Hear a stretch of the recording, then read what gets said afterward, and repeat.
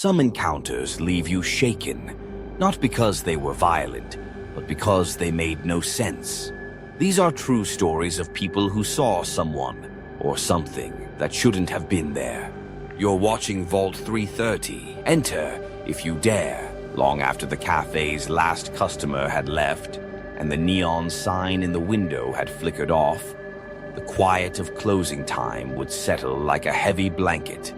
The hum of the highway outside was faint, a distant reminder of the world beyond the chipped linoleum floors and clattering dishware. The back room always felt a little colder, a little more isolated, the shadows stretching just a bit too far in the corners. That night, as I stood with my sleeves rolled up, scrubbing plates and letting my mind wander, a chill crawled along my spine. Out of the corner of my eye, I noticed someone at the window above the sink. At first, I thought it was a trick of the light, a reflection from a passing car, but as I looked closer, my hands frozen in soapy water, I saw him, a man's face, pale and expressionless, pressed close to the glass. He had deep, dark eyes that seemed to look right through me. He didn't blink, didn't move. He just stood there, his gaze unwavering, as if he had been waiting for me all along. My heart hammered in my chest. Every instinct screamed for me to look away, but I couldn't. I was trapped in that silent stare, feeling the weight of his eyes pinning me to the spot. The world outside felt impossibly far away, separated by nothing but a thin pane of glass. Finally, I managed to tear myself away and called out for my coworker. Her name echoed in the quiet back room, and she came running, wiping her hands on her apron. When I told her what I'd seen, she didn't hesitate. She stormed toward the window, ready to confront whoever was out there. But when she reached it, she stopped dead in her tracks. The color drained from her face as she stared out, searching for the man I'd described. She looked back at me, her expression confused and frightened. "There's nothing out there," she said, her voice barely above a whisper. I joined her, peering out into the darkness. That's when it hit me. The window didn't look out onto the parking lot or the highway. It faced a solid brick wall, just a few feet away. There was no space for anyone to stand, no ledge, no alley, not even a shadow. The realization sent a cold shiver through me. Whoever, or whatever, I had seen, it couldn't have been standing there. After that night, we never spoke of it again. We finished our shifts in silence, the memory of that unblinking stare hanging between us like a ghost. Sometimes, when I was alone in the back room, I'd catch myself glancing at the window, half expecting to see those eyes staring back at me. The cafe never quite felt the same. The laughter of daytime customers, the clatter of plates, the comfort of routine, they all seemed a little dimmer, a little less real. My coworker's hands trembled as she backed away from the window. She wouldn't meet my eyes, her breath coming in short, shaky bursts. She whispered, "Don't go near that window again." Her words lingered in the air, heavy and certain, as if she knew more than she would ever say. Some things are better left unspoken, tucked away in the shadows where they belong. But I've never forgotten that night, or the feeling that something was watching, waiting, just on the other side of the glass. And sometimes, late at night, I wonder if the man is still out there, trapped in that impossible space, staring in through windows that shouldn't exist.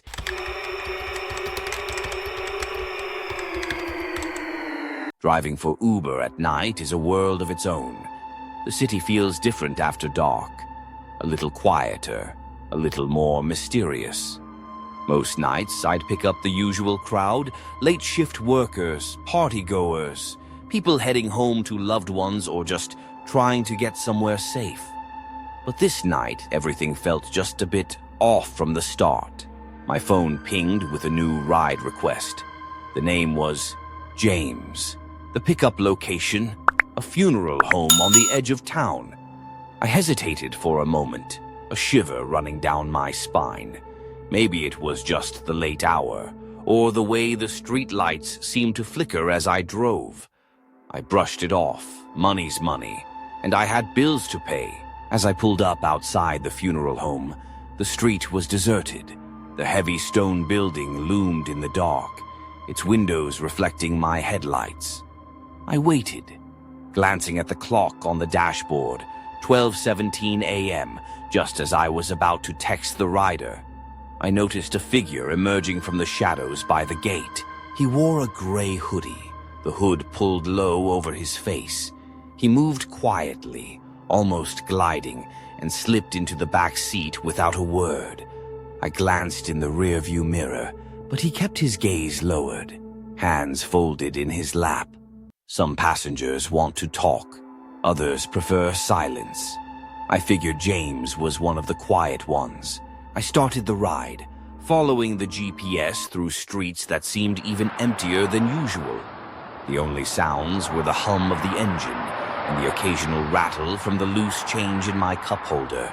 Every so often, I'd glance at the mirror, but my passenger remained still, staring silently out the window. We drove for about 15 minutes, cutting through neighborhoods and along the edge of the city park. The destination was another quiet street, lined with old trees and darkened houses. I pulled up to the address the app provided. The house looked abandoned, its windows boarded up and the yard overgrown. I put the car in park and turned around to let my passenger know we'd arrived, but the back seat was empty. My breath caught in my throat. I hadn't heard a door open, hadn't felt the shift of weight as someone left the car. I blinked, trying to make sense of it. The seatbelt still lay neatly across the seat, undisturbed. I checked the time. The ride had ended. The app showed a completed trip. 7 days, con 23's charged to James. My heart pounded as I scrolled through the trip details, looking for some clue, some explanation. But there was nothing. Just the name, the pickup and drop-off locations, and the fare.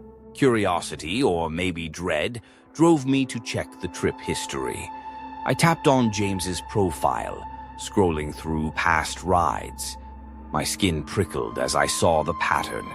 Every ride booked after midnight, every pickup from a funeral home or a cemetery. Different parts of the city, always the same kind of place. No ratings, no profile picture, just the same unassuming name. I sat there in the dark, the silence pressing in around me. The city felt colder, emptier than before. I tried to convince myself there was a rational explanation. Maybe it was a glitch.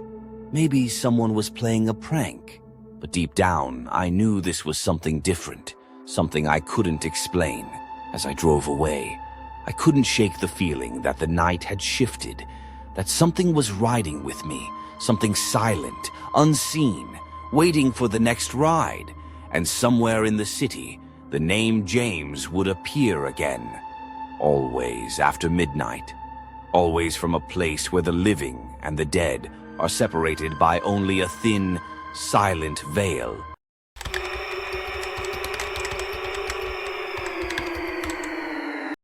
Night at the retirement home always carried a certain hush, a quiet that settled deep into the halls and rooms, broken only by the soft hum of machines or the distant shuffle of slippers on linoleum.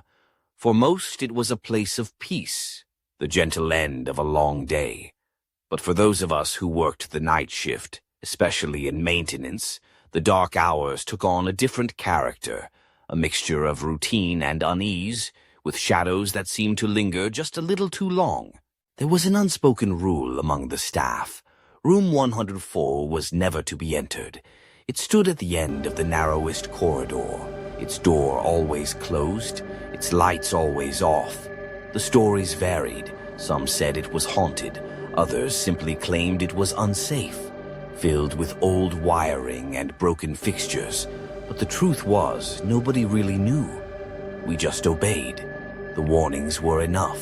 But rules sometimes bend under the weight of necessity. That night, badit, as I made my rounds, my radio crackled to life with the shrill alert. An alarm had been triggered, and it was coming from room 114. At first, I thought it was a mistake, a faulty sensor maybe, or a glitch in the aging system. But then, the sound came again, louder this time, demanding attention. I hesitated at the door, master key in hand. The lock was cold and stubborn, as if it hadn't been turned in years. On the other side, the unmistakable sound of scratching, slow and deliberate, like fingernails dragging across metal, sent a chill creeping up my spine. My rational mind searched for answers. A rodent, perhaps, or a stray piece of machinery gone haywire. But the sound was too distinct, too purposeful. Steeling myself, I slid the master key into the lock. The mechanism resisted, then finally gave way with a reluctant click. The door opened just enough to reveal a darkness beyond, thick and unyielding. I flipped the light switch, but nothing happened. The room swallowed my flashlight's beam, shadows pooling in the corners like ink. The bed stood untouched, its sheets pristine, corners tucked in with military precision. No sign of anyone living or dead. The air was cold, stale, as if it hadn't been disturbed in years. But then my eyes caught something on the far wall. The mirror above the dresser, fogged over in the chill, bore 5 distinct handprints. Small, impossibly small, the size of a child's, smeared across the glass. The prints seemed recent, the condensation disturbed as though someone or something had pressed their hands there only moments before. I moved closer, heart pounding in my chest, and reached out a trembling hand. The glass was icy to the touch, the marks fading as I watched, dissolving back into the mist.